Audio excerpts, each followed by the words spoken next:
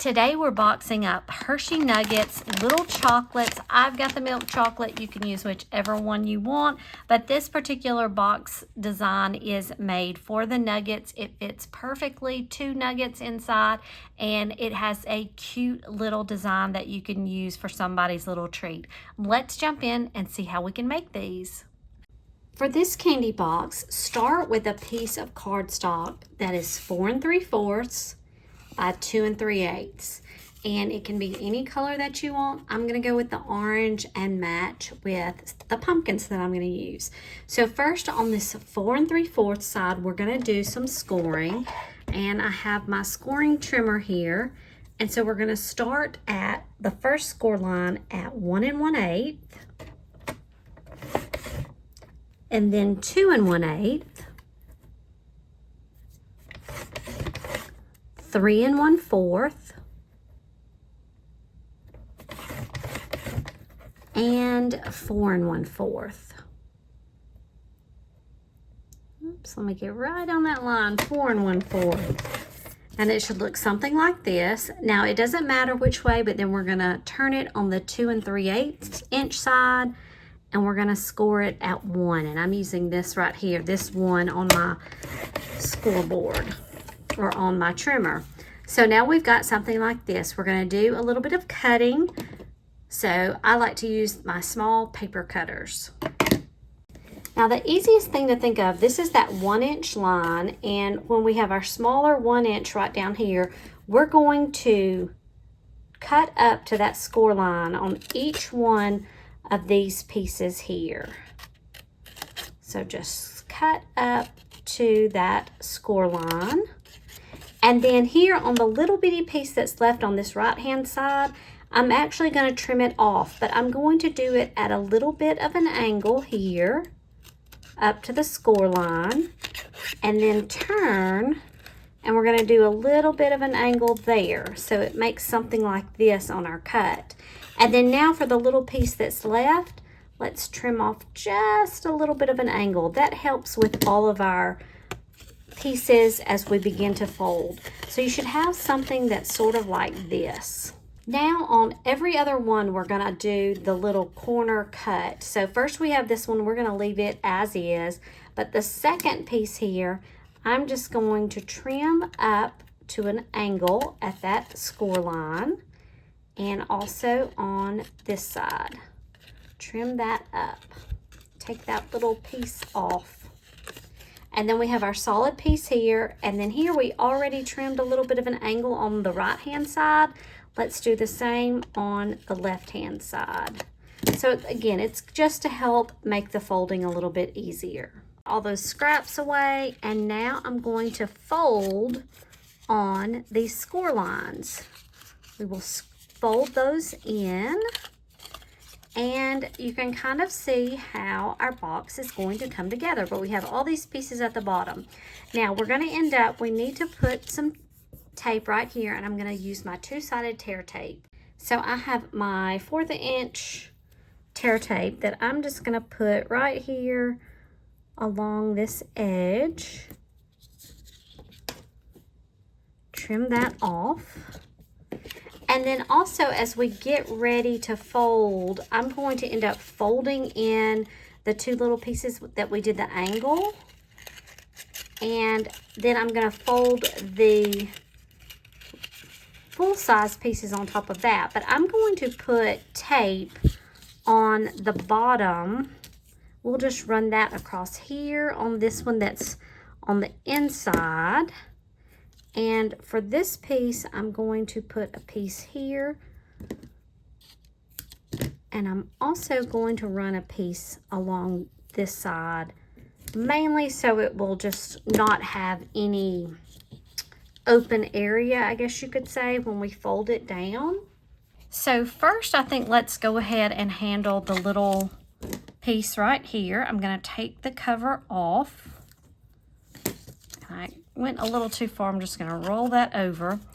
As I fold all the pieces, everything should come together, and we can just connect this corner here you could just lay it flat and fold that, and it lines up right there, and we form our box.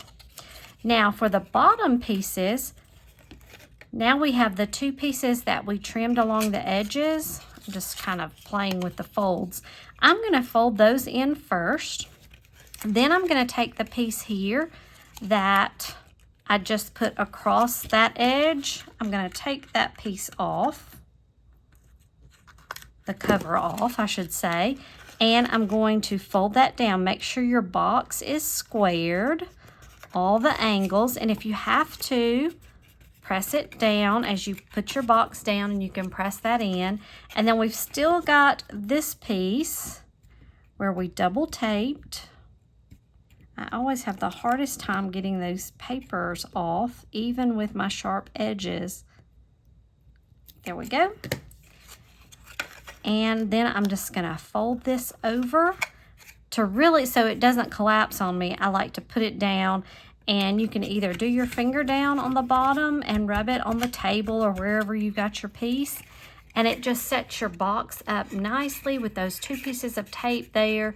That way, if we didn't put a piece on this back side, it might bump up a little bit, but I like doing it like that. So your box, you've got this cute little box that now is going to be perfect for your chocolates. But we need to add our little pumpkins. So we've got our little Hershey Nuggets, and they go really well when we do them bottom to bottom and just drop them in. And this is perfect that then the person can empty out and get their little Hershey Nuggets that way. It's a perfect size. And then I have my 2 little pumpkins that I'm going to adhere to the front and the back. Now, my little die cuts, they come from a Spellbinders kit called Harvest Magic. It was a September 2025 Small Die of the Month kit, and I had these little pumpkins. I made a cute little card and bookmark with. I'll tag that for you.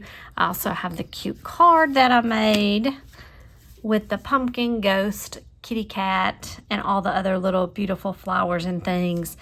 And I knew when I had that, these pumpkins would be great to go on either side of our container. But there are so many other things. You may have your own die cuts that you can use. You can cut things out of decorative paper. You could draw your own pumpkins and use. I would probably have these on cardstock though, whatever you use, just so they can be really sturdy and hold up with your box. That's the only thing. There may be some cut aparts that you have or other little pieces that come in kits. I like using the pumpkins, but you know, you can use any piece that you want to go with this. These are great. Pumpkins are ideal though for Halloween. And so I'm going to add some glue. I think I'm going to go with the glue here and just add these. Make sure when you put these, not only that if they're in the middle, but you don't want your piece to be hanging over the bottom and then your box doesn't sit right. So make sure you do that as you're lining everything up. And I'm just placing my glue here, and we'll do the same thing here on this side.